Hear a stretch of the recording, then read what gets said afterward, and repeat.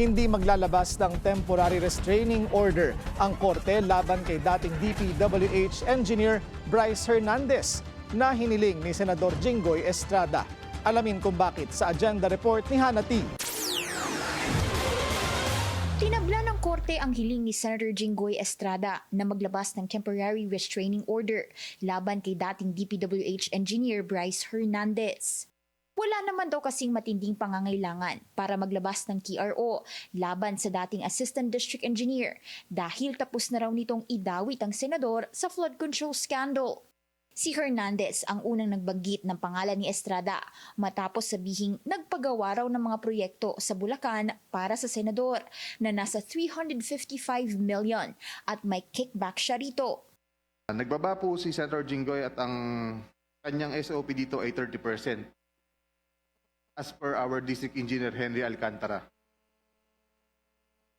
Dineliver ito nung lumabas ang mga item na to sa GAA. Kalaunan, sinegundahan ito ng boss ni Hernandez na si Henry Alcantara at sinabing nasa 25% umano ang natanggap ni Estrada. Makailang beses itong itinanggi ng senador. Nilinaw naman ng kampo niya na hindi pa tapos ang inihain nito sa korte laban kay Hernandez dahil meron pa siyang injunction plea. Nakatakda ang pagdinig sa November 12. Ipinaalala rin ng kampo ni Estrada na covered ang kaso sa sub judice rule at anumang komento hinggil dito ay posibleng makaimpluwensya sa korte. Susunod daw si Estrada sa order ng korte at ipupursue niya ang legal remedies sa proper forum.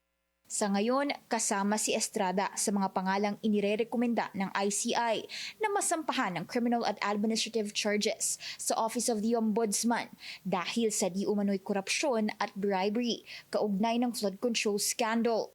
Wala pang pinal na aksyon ng ombudsman tungkol dito. Para sa agenda, Hannah T. Bilyonaryo News Channel.